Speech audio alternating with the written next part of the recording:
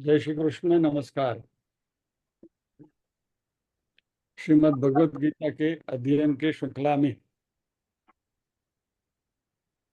9वें अध्याय राज विद्या राजगुह्य योग के आज के सत्र में सभी साध्यायियों का स्वागत एवं अभिवादन। ओमकार के नाद के साथ प्रार्थना करेंगे। ओम।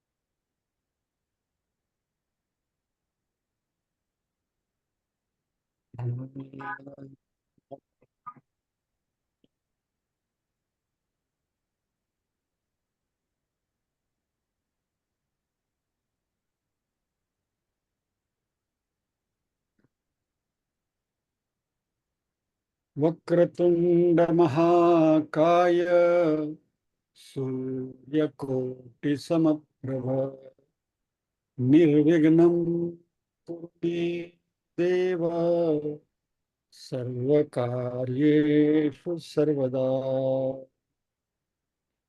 या कुंभे तुषारहा धवला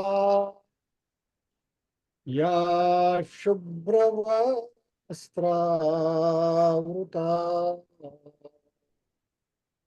या वीणा प्रदंडितकरा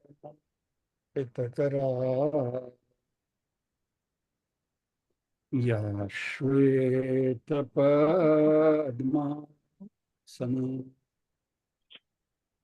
या ब्रह्माच्युतशङ्कर प्रभृतिभिः देवैः सदा वन्दिता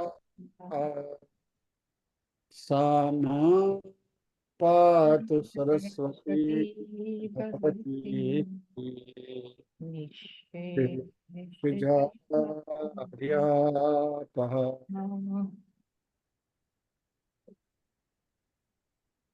वसुदेवसुतं देवं कंसचाणूरमर्दनं देवकी परमानन्दं कृष्णं ते जगद्गुरुम्। ॐ सहना वतु सहनौ भुनक्तु सह वीर्यं करवावहै तेजस्विनावधीतमस्तु मा विद्विषावहै। ॐ शांति शांति शांति। यत्र योगेश्वर कृष्णो यत्र पार्थो धनुर्धरः तत्र श्रीर्विजयो ध्रुवान्तिर्मतिर्मम।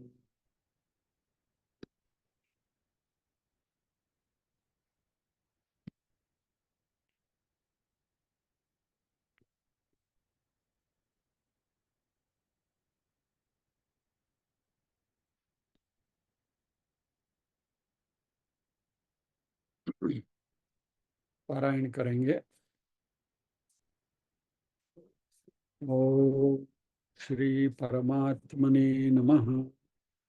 अथ नवमोऽध्यायः राजविद्या राजगुह्ययोगः। श्रीभगवानुवाच इदं तु ते गुह्यतमं प्रवक्ष्याम्यनसूयवे ज्ञानं विज्ञानसहितं यज्ञात्वा मोक्षसे शुभात्। राजविद्या राजगुह्यं पवित्रमिदमुत्तमम्। प्रत्यक्षावगमं धर्मं सुसुखं कर्तुमव्ययम्। अश्रद्धदाना पुरुषा धर्मस्यास्य परन्तप। अप्राप्य मां निवर्तन्ते मृत्युसंसारवर्त्मनि। मया ततमिदं सर्वं जगदव्यक्तमूर्तिना मत्स्थानि सर्वभूतानि न चाहं तेष्वस्थितः।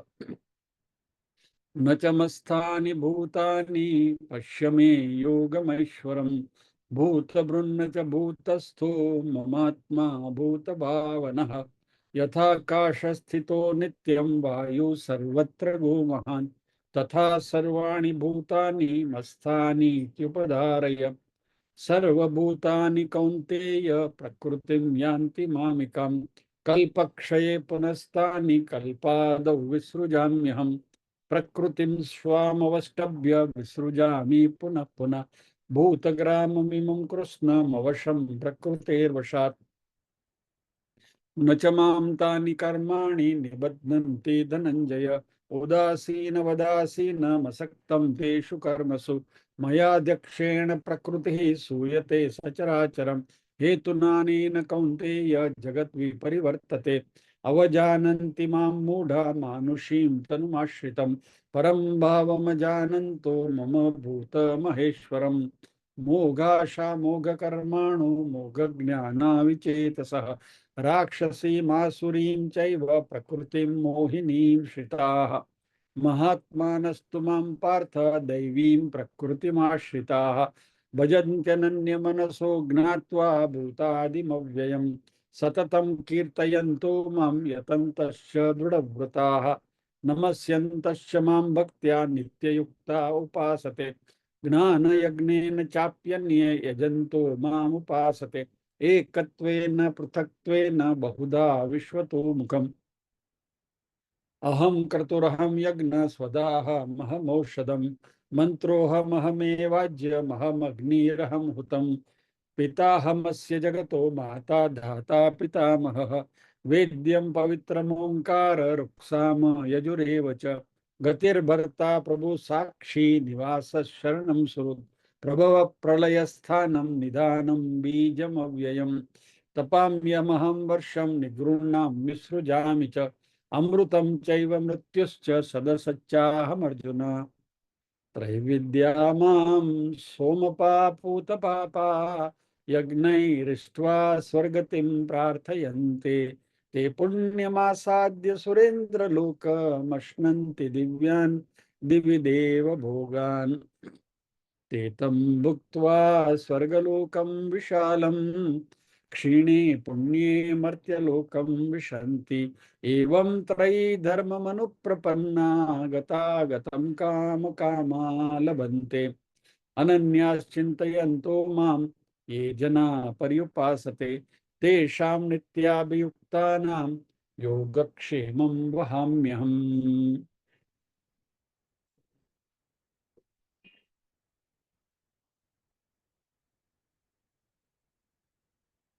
और हमारा अध्ययन इस श्लोक के ऊपर चल रहा है। येऽप्यन्य देवता भक्ता यजन्ते श्रद्धयान्विताः तेऽपि मामेव कौन्तेय यजन्त्य विधिपूर्वकम्।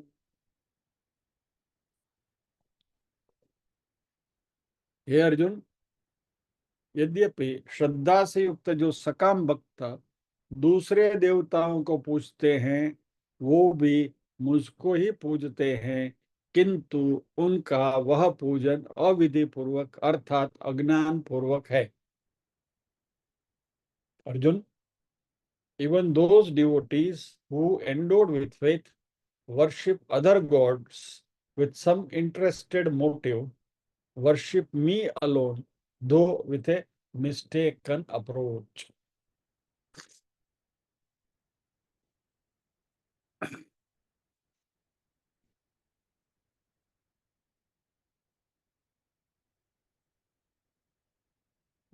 अभी यहाँ जैसे हमने पहले बात करी थी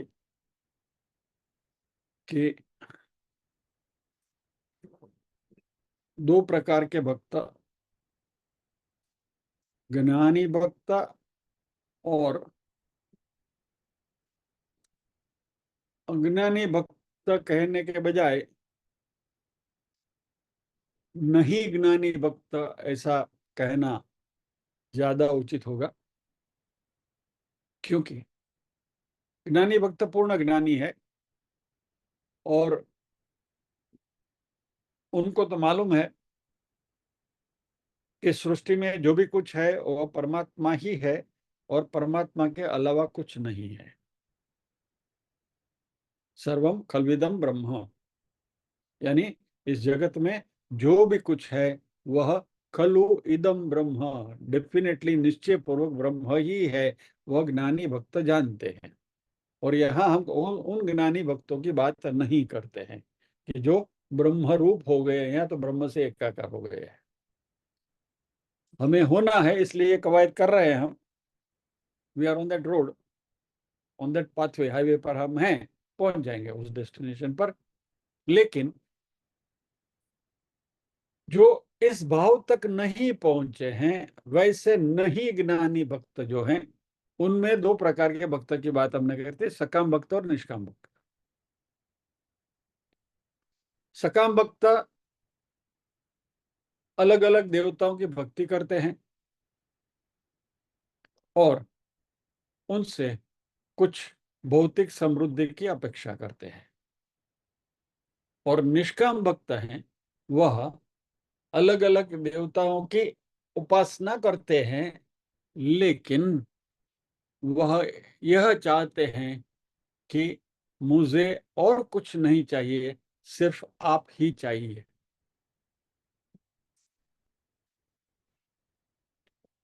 एक सुंदर श्लोक हमने देखा था, शायद, आई डू नॉट नो, मैंने आपको डिस्प्ले किया था कि नहीं किया था, भी बताता।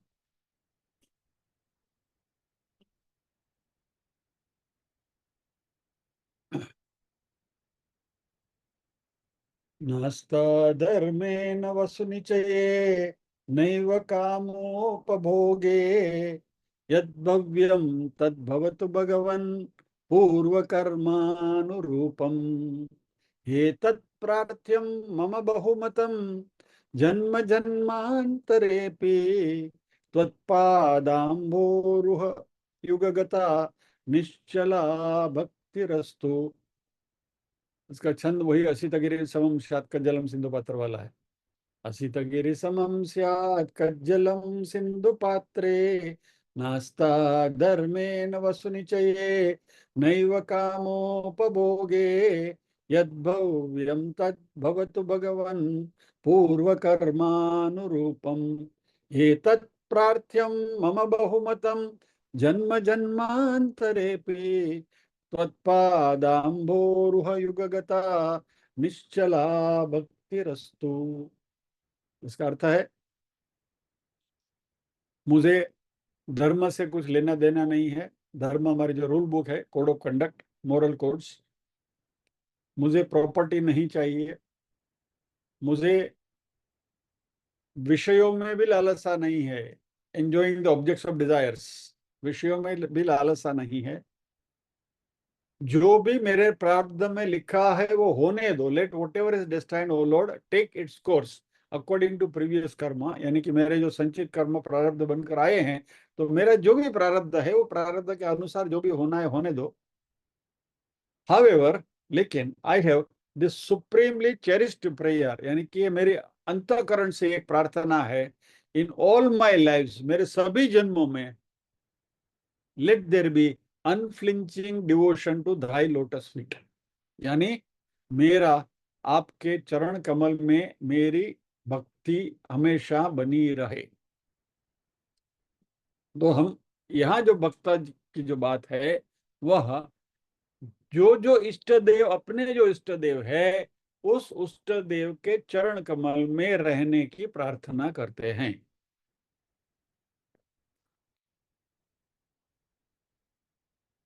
With this background we proceed further. ये पूर्व भूमिका के साथ हम अभी हम आगे बढ़ेंगे। अभी ये जो भक्ति है वह, भक्त कहते हैं कि मुझे आप में रुचि है, आपके चरण कमल में रुचि है। अभी चरण कमल की बात करी तो सगुण साकार हो गए, और चरण कमल तो सगुण साकार के ही होते हैं ना। यानी आपकी मूर्ति में मुझे इंटरेस्ट है, तो आपका जो आकार जो है, आपके जो गुण है, उस गुण में मैं, मेरी श्रद्धा बनी रहे, मेरी भक्ति बनी रहे, मैं आपके चरण में रहूं, ऐसी प्रार्थना है। तो यहाँ भक्त कहता है कि I am interested in you, मुझे आप चाहिए।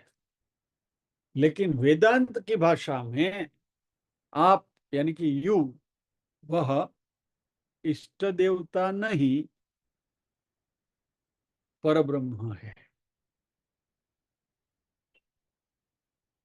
बस यही छलांग लगानी है।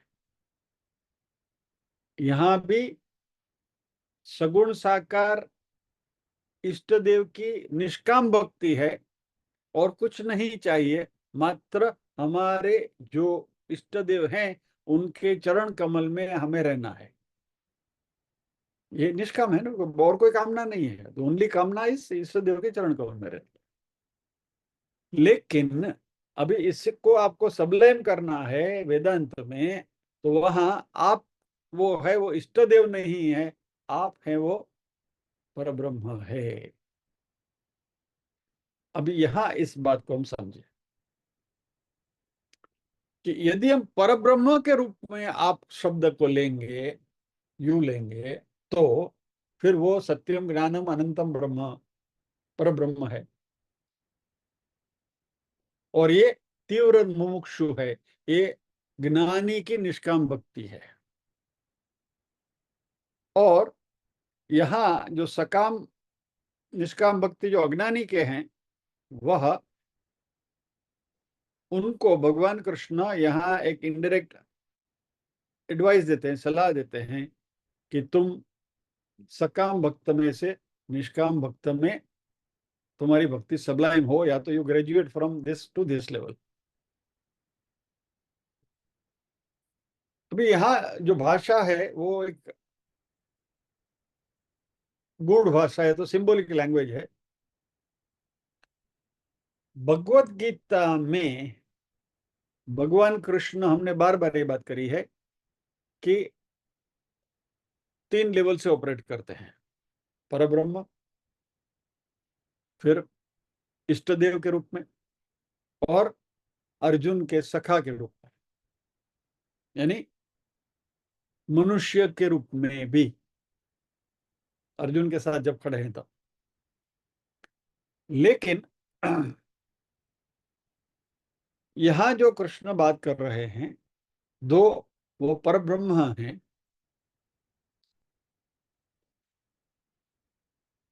उस कृष्ण के स्वरूप को, परब्रह्म का स्वरूप तो नहीं होता, परब्रह्म की जो उनकी स्थिति है, उस स्थिति को छोड़कर बाकी सारे जो स्वरूप है, वह गणित की भाषा में बोले तो फाइनाइट है।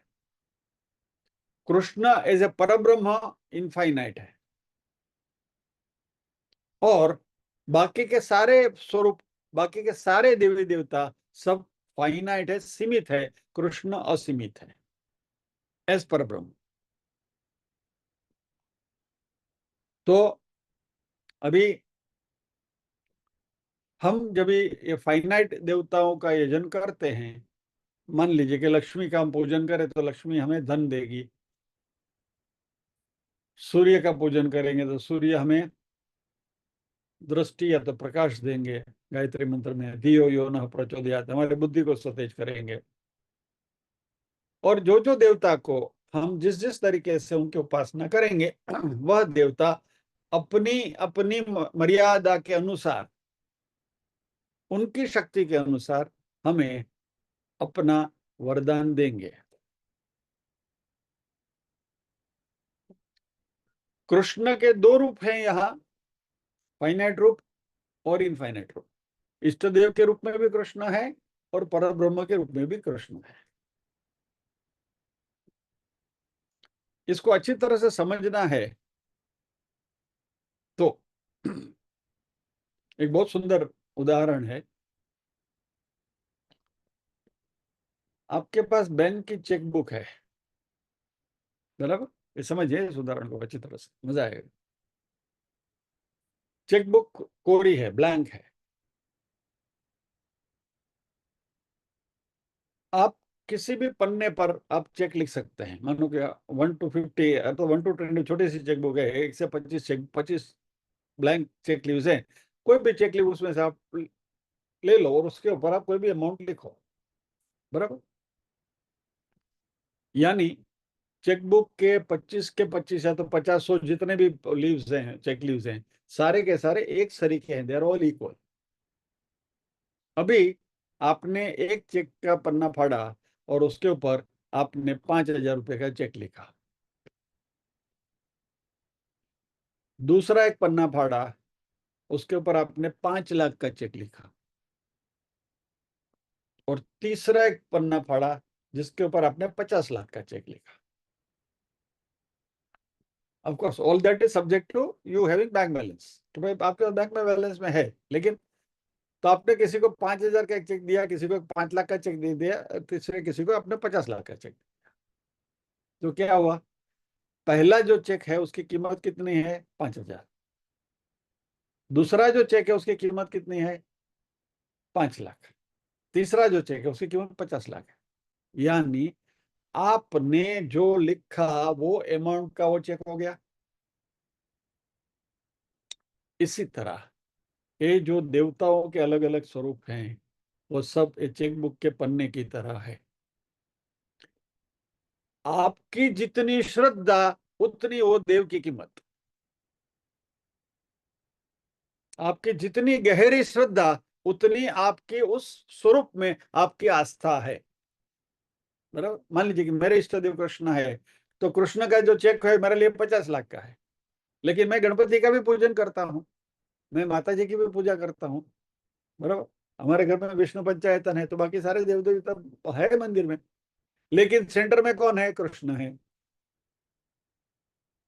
तो अभी, अच्छा, अभी वो जो चेक की जो कीमत है, चेक आपको कितना पैसा देगा? आपके बैंक बैलेंस मान लीजिए कि इनफाइनाइट है, कभी नहीं फूटने वाले, कुबेर का धन है आपके पास, वो भी फाइनाइट है। लेकिन वो चेक आपने जो लिखा आपको कितना देगा पैसा? 5,000 ही देगा ना। या तो 5 लाख वाला चेक जो 5 लाख ही देगा ना, 50 लाख वाला 50 लाख ही देगा। यानी it has a finite value. यानी जो भी हमारे देवी देवता हैं सबकी फाइनाइट वैल्यू है। वह अपनी शक्ति के अनुसार, वो शक्ति भी उनको परब्रह्म से प्राप्त होती है। 7वें अध्याय में देखा था हमने, ये बात हमने करी थी इन ए डिफरेंट वे। वो शक्ति हमें उन्हें परब्रह्म से ही प्राप्त होती है, लेकिन वह शक्ति सीमित है। दूसरा एग्जांपल ले तो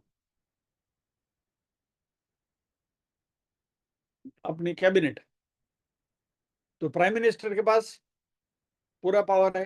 ही can do take any decision on behalf of any ministry, वो कोई भी डिसीजन ले सकते हैं। लेकिन सभी सभी जो मिनिस्टर्स हैं उनकी अपनी अपना जो पोर्टफोलियो है, वो अपने पोर्टफोलियो के हिसाब से वो कार्यरत रहेंगे, बराबर? राजनाथ सिंह के पास जाओगे और फिर उनको बोलो आप कि भाई मुझे बैंक में लोन पास करानी है, जरा 50 करोड़ के लोन करवा देना, तो बोला नहीं, वो निर्मला सीतारमन के पास जाओ, वो मेरा काम नहीं है। और निर्मला सीतारमन से जाके कहोगे कि डिफेंस का कॉन्ट्रैक्ट मुझे चाहिए, इफ यू कैन हेल्प, तो नहीं, राजनाथ के पास जाओ, वो मेरा पोर्टफोलियो नहीं है। Right, like that. लेकिन इनमें से कोई भी काम लेकर आप प्राइम मिनिस्टर के पास जाओगे, तो prime minister can instruct any any minister, भाई जरा इनका जरा देख लेना, बराबर? नाउ ये मुझे बहुत अच्छी तरह से याद है, नेहरू का ये वाक्य है, लेकिन मुझे बहुत पसंद है। नेहरू ने कहा था, in democracy, in the cabinet, all the ministers have equal status. Prime Minister is first among equals. Beautiful sentence. Prime Minister is first among equals. That's it. लेकिन कृष्ण भगवत गीता में पूर्ण ब्रह्म के रूप में भी हमारे सामने है, और यहाँ कृष्ण कहते हैं कि ये सब फाइनाइट फॉर्म को जब आप वर्शिप करते हैं तो ये सारे फाइनाइट फॉर्म वो सब मुझ में ही समाये हुए हैं। They are all part of me. उन सबके पोर्टफोलियो जो है वो मेरे अंतर्गत आते हैं, क्योंकि कृष्ण एज ए पर ब्रह्म इज इनफाइनाइट। और मैं इसकी भाषा में ही बात करता हूं, all finites are part of infinite.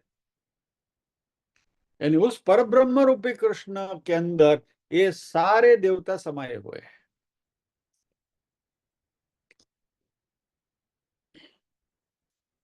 और दूसरा उदाहरण लें, मान लीजिए कि किसी ने मुझे यहाँ छू लिया, मेरे गाल को छू लिया, या तो मेरे मस्तक को छू लिया, या तो मेरे हाथ को छू लिया, या तो मेरे पैर को छू लिया। अल्टीमेटली क्या करते हैं? मुझे ही छूते हैं ना। You are touching me, you touch any limb of my, मेरा शरीर के किसी भी हिस्से को आप टच करो, यू आर टचिंग मी। वही कृष्ण यहाँ कह रहे हैं कि आप किसी भी देवता का यजन करो, इवेंचुअली आप यजन मेरा ही कर रहे हो।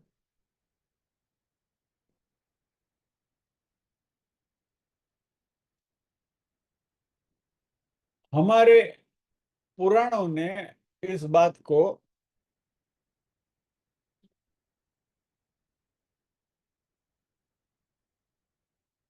विष्णु पुराण ले लो तो उसमें ऐसा लिखा है, विष्णु सर्वोच्च है, बाकी के सारे देवी देवता उनके अंडर में है। शिव पुराण ले लो, शिव जी सर्वोच्च है, बाकी सारे उनके अंडर में है। देवी भागवत ले लो, देवी सर्वोच्च है, बाकी सब उनके अंदर। गणेश पुराण ले लो, गणेश जी सर्वोच्च, यानी जो भी पुराण आप ले लो, जो भी देवता का पुराण आप ले लो, तो उसमें महिमा उस देवता की गाई हुई है, और बाकी के सारे देवता सबऑर्डिनेट्स के रूप में बताए गए। बराबर। तो ये प्रिंसिपल हमें समझना है। लेकिन ये सारे स्वरूप जिनकी हम यजन करते हैं, वह सब वो इनफाइनाइट कृष्ण के हिस्से रूप है, ये सब फाइनाइट है। Point number 1। दूसरा, जैसे आपको बताया कि कैबिनेट में किसी भी मिनिस्टर से काम करवा लो, ultimately final authority prime minister की है, यानी it is as good as prime minister, rather president की है, पकड़ के चलो ना। Eventually anything that government does through any ministry, वो काम किसका फाइनली बनता है? प्रेसिडेंट का। President of India has done this. आपको गवर्नमेंट में किसी भी मिनिस्ट्री के ऊपर केस करना है कोर्ट में, तो you have to file the case against president of India. बराबर। राजनाथ सिंह के सामने, मिनिस्टर ऑफ डिफेंस के सामने आपको केस करना है कोर्ट में, तो that case has to go to the president of India, not to Rajnath Singh और not to minister of defence. वैसे किसी भी देवता का आप यजन करो तो अल्टीमेटली जो भी आप उस देवता से मांगते हैं, यजन करते हैं, वो जो आपको मिलता है वह परब्रह्म कृष्ण के रिसोर्स से ही मिलता है। यानी हमारी सारी प्रार्थनाएं अल्टीमेटली कृष्ण के पास ही जाती है, और जो भी करुणा आती है या तो ब्लेसिंग्स आते हैं, वो कृष्ण के पास से ही ये सब देवताओं के माध्यम के द्वारा आती है। ये बात हमने 7वें अध्याय में भी करी थी। I am just repeating it.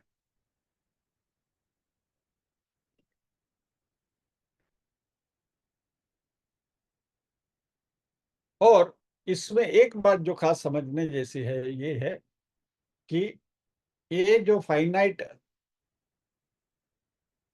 Resources वाले या तो फाइनाइट पावर वाले जो देवता हैं, उनको हम यजन करेंगे तो जो बेनिफिट मिलेगा वो फाइनाइट बेनिफिट मिलेगा। बात अभी अभी हम कर चुके हैं।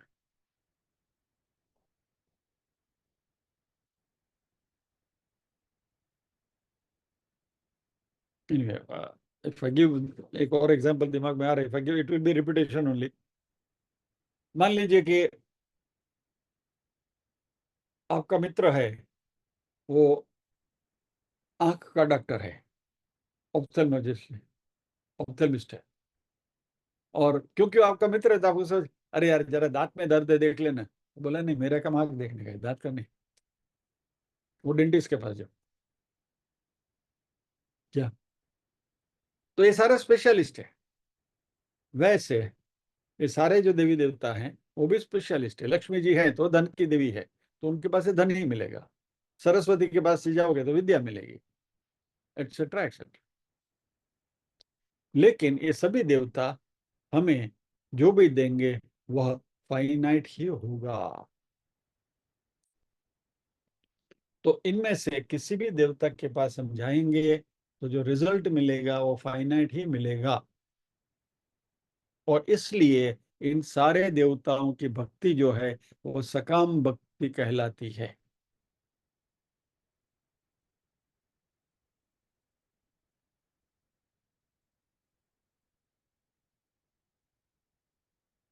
और यदि आपको इनफाइनाइट रिजल्ट चाहिए, विच इज नथिंग बट मोक्ष, तो उसके लिए परब्रह्म स्वरूपी कृष्ण के पास जाना पड़ेगा। तो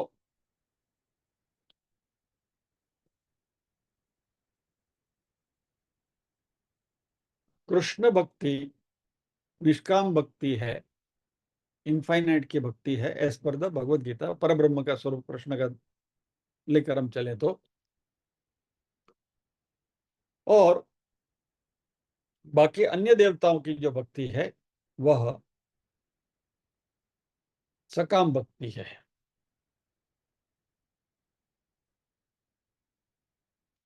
तो यहाँ श्लोक में कृष्ण कहते हैं, ये भी अन्य देवता भक्ता, ये अपनी अन्य देवता भक्ता, यानी ऐसे लोग जो हैं जो अन्य देवताओं की भक्ति करते हैं मेरे अलावा। और वो कैसे भक्ति करते हैं? श्रद्धयान्विता यजन्ते, श्रद्धा से भक्ति करते हैं, पूरी श्रद्धा के साथ भक्ति करते हैं। यानी हमारे जो भी इष्ट देव है उनमें उनमें हमारी पूरी श्रद्धा है।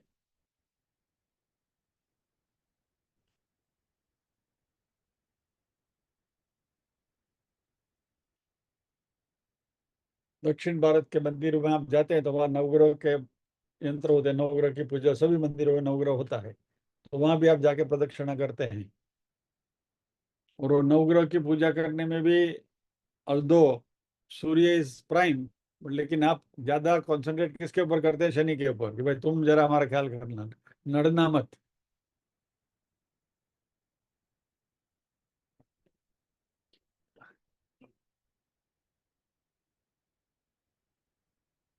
और कृष्ण कहते हैं कि तेपे माम एव कौन्ते यजन्ते, यानी कि तुम ये सारे देवताओं की पूजा करते हो, लेकिन ये सब सच में, रियली स्पीकिंग, मेरे पास ही आता है। जैसे हम कहते हैं ना, आकाशात पतितम तोयम यथा गच्छति सागरम, सर्वदेव नमस्कार केशवम प्रति गच्छति। यहाँ केशव शब्द का भी हमने अर्थ देखा था, बहुत अनूठा अर्थ है। केशव का सीधा साधा अर्थ तो कृष्ण ही है। तो यदि हम इस अर्थ से लेंगे तो कृष्ण का फाइनाइट रूप यानी इष्ट देवता का स्वरूप आ गया, सकाम भक्ति आ गई। लेकिन केशव की दूसरी व्युत्पत्ति है क ईशव। क इज ब्रह्मा, ईशा इज शिव जी, और वो इज विष्णु। सो केशव जब भी आप कहते हैं तो ब्रह्मा विष्णु महेश है, त्रिपुटी है। और ये त्रिपुटी किसको रिप्रेजेंट करती है? परब्रह्म को। तो व्हेन यू से दिस, आकाशात पतितम तोयम यथा गच्छति सागरम, आकाश में से जो जल गिरता है, कहीं भी गिरता है, अल्टीमेटली सागर में ही जाता है।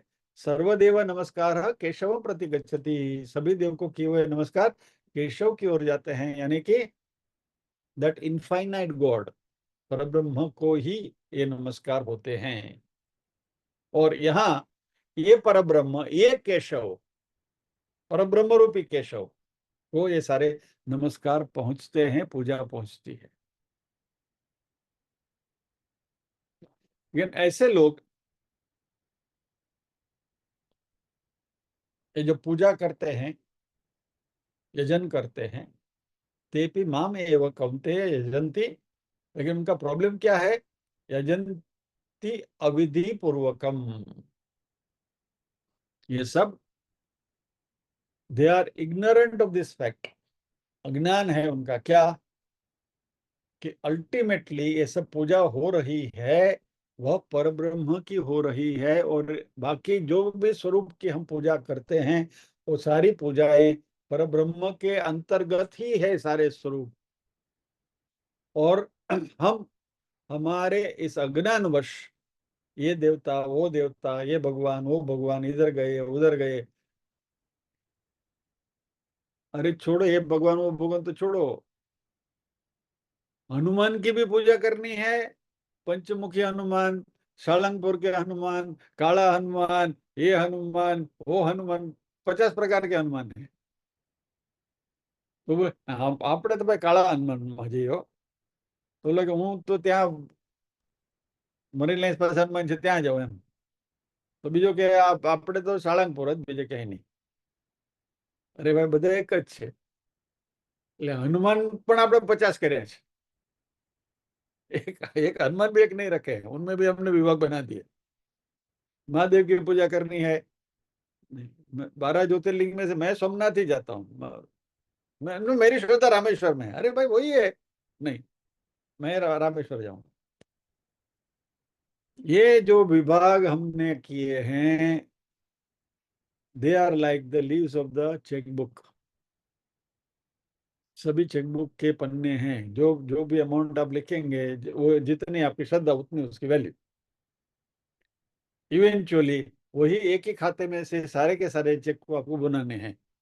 वो परब्रह्म का खाता है, उसी में से ही सारे चेक बनते हैं, एनकैश होते हैं। तो ये जो हमारा अज्ञान है, यह अज्ञानी भक्त यानी कि नहीं ज्ञानी भक्त, क्योंकि ये अज्ञानी भक्त भी पूर्ण श्रद्धा के साथ भगवान का यजन करता है, इसलिए हम उसको वो अज्ञानी उस मतलब का अज्ञानी नहीं पकड़ेंगे।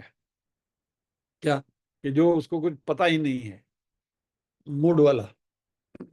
ये मूड की बात नहीं है। अज्ञानी यानी न अज्ञानी यानी कि जिसको पता नहीं है कि यह इवेंचुअली पूजा जो हम करते हैं वो परब्रह्म में ही करते हैं। तो और ये परब्रह्म जो है वह परब्रह्म ही हमारा ही स्वरूप है, यानी कि हमारा आत्मा का ही स्वरूप है। ये चैतन्य और वो चैतन्य, पूर्ण चैतन्य एक ही है, लेकिन हम फिर भी ये द्वैत बनाकर चलते हैं। और जब ये द्वैत की भावना मन में आई तो ये सब स्वरूप अलग अलग हो जाते हैं।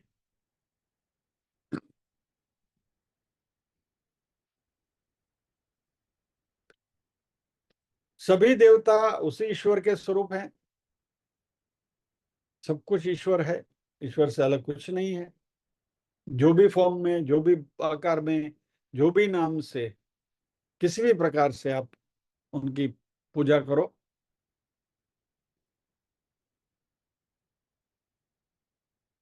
श्रद्धा से, और फिर आपका श्रद्धा रखने का तरीका कैसा भी हो, गांव में जो ज्यादा पढ़ा लिखा नहीं है, जिसको ज्यादा कुछ मालूम नहीं है, वो भी जब ये श्रद्धा से शनिवार को जाकर हनुमान के सामने नारियल फोड़ता है, और आप भी पढ़े लिखे हैं, आपको सब कुछ इतना सब मालूम है, फिर भी आप हनुमान के मंदिर में हनुमान के सामने जाके नारियल फोड़ते हो, आपकी श्रद्धा वही है, उनकी भी वही श्रद्धा है, आपकी भी वही श्रद्धा है। श्रद्धयान श्रद्धा से ही ये यजन करते हैं। और यहाँ कृष्ण अर्जुन को बहुत स्पष्टता से कहते हैं कि कौन्तेय ते अपि माम एव यजन्ति, ये सब मुझे ही बचते हैं हे Arjun.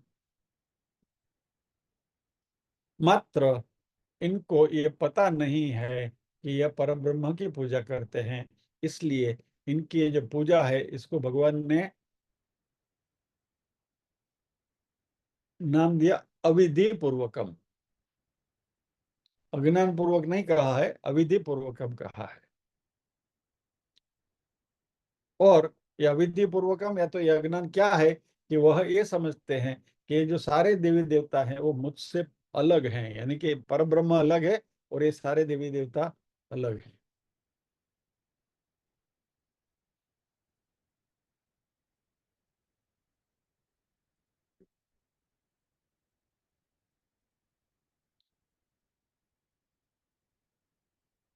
So that brings us to the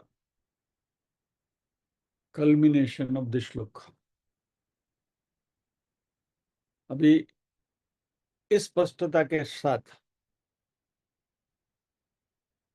जब हम हमारी दैनिक पूजा करेंगे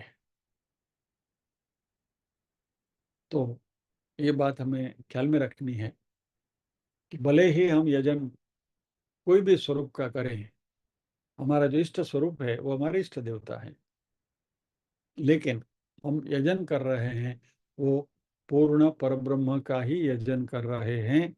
और eventually we have to sublime और भक्ति, ये जो सकाम सगुण साकार भक्ति है उसको सबलाइम करते करते करते करते निर्गुण निराकार तक ले जाना है। और हमें अपने स्वरूप को उसी स्वरूप के साथ एकाकार करना है। और यही बात जो बार बार करते हैं, अहम ब्रह्मास्मि। भगवत गीता में आप कहीं भी जाओ, कुछ भी करो, इवेंचुअली घूम फिर के वहां आना है अहम ब्रह्मास्मि के ऊपर। That is the central theme of our learning. Vedanta में आप कहीं भी जाओ, कुछ भी देखो, किसी भी गली से जाओ, सभी गलियां घूम फिर के वहीं जाके रुकेगी, एंड दैट इज अहम ब्रह्मास्मि। बस अभी ज्यादा इसके अलावा कुछ चर्चा करने का इस श्लोक में बचता नहीं है, और नया श्लोक आज लेना नहीं है। आपके चेहरे के ऊपर मुस्कान भी मुझे दिख रही है कि आज आज तो 10 मिनट जल्दी छुट्टी मिल गई। क्लास को जब बच्चे जल्दी छोड़ते हैं तो अच्छा लगता है ना, तो आज जल्दी छूटेंगे। कभी कभी ज्यादा ले लेते हैं, तो आज इस तरीके से खुश हो जाएगा। नया श्लोक आज इसलिए नहीं शुरू करना है कि let us do it next time, आराम से करेंगे। चल, तो प्रार्थना करेंगे।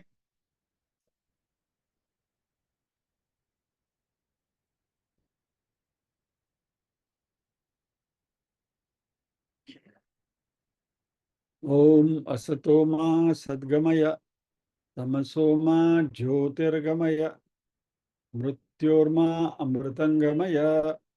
सर्वेषां स्वस्तिर्भवतु, सर्वेषां शान्तिर्भवतु, सर्वेषां मङ्गलं भवतु, सर्वेषां पूर्णं भवतु।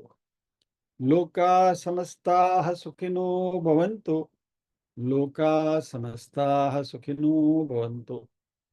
नाहं कर्ता हरिः कर्ता, हरिः कर्ता हि केवलम्। ओ शांति शांति शांति ही। सभी के हृदय कमल में विराजमान परम कृपालु परमात्मा को वंदन करते हुए आज के सत्र को विराम देते हैं। अगले शनिवार फिर मिलेंगे अगले श्लोक के साथ। जय श्री कृष्ण। जाते जाते फिर से दोहराता हूँ, the take home point for today's, आज आज का जो हमारा अध्ययन है उसका, उसकी जो सेंट्रल थीम है ये समझकर हमें आज विराम लेना है।